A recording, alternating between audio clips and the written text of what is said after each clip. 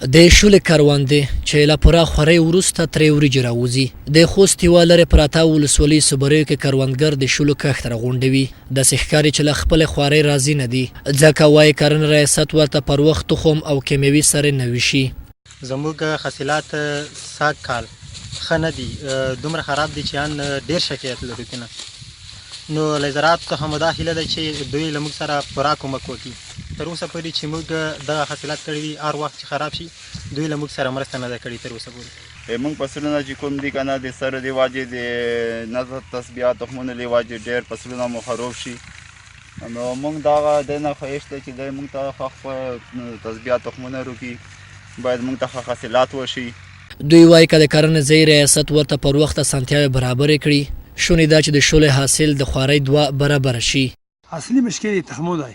که تخمونه دغه وطن ته صحیح روشي، د غنمو د جوارو د شولو، نو په دا وطن کې دا حاصل کېږي چې د نورو په پرتله یو په دوه کېږي دا فصلونه. خبر دا شوی ده چې تاسې په تخمونه په خپل وخت ورسوئ، چې خپل وخت هغه د خپل ټیم تېر شوی نه وي، د غنمو هغه ورسېږي، تخم ورسېږي، د شولو تخم ورسېږي. حاصلات کم دي. اوس یو مقصد چې 15 جربه منځکه وکړې، د یوه جربه حاصل نه کوي، چې بیا دغه په صحیح پس هغه شي هغه د تخم یې روغ وي، هر څه روغ وي، نو د یو جربې د 4 جربو حاصل کړي. خو کرنې ریاست بیا د وریجو د کښت او حاصل زیاتوالی ښیي. دوی وایي دا ځل یې ګڼ شمېر بزګرانو ته د بېلابېلو حاصلاتو وسایل ورکوي او ډېری اسانتیاوې ورته برابرې کړي دي.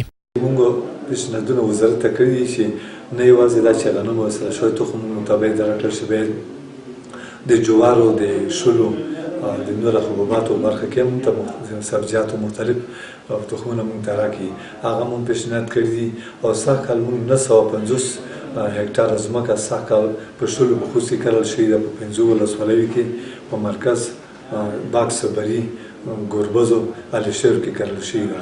د وریجو کښت عموما هغو سیمو کې ډېر کېږي چې په زیاته پیمانه اوبه ولري. د خوست مرکز او ډېری لرې پرتو سیمو د پرېمانه اوبو په لرلو سره دغه حاصل لپاره بشپړ اماده سیمې بلل کېږي. خو که حکومت د یوې منظمې تګلارې له مخې په دغو سیمو کې د شولو کښت ته نوره وده هم ورکړي، لا بهره د وریجو د راتګ مخه نیول کېدای شي. شیرین درمان، میلمه راډیو، خوست.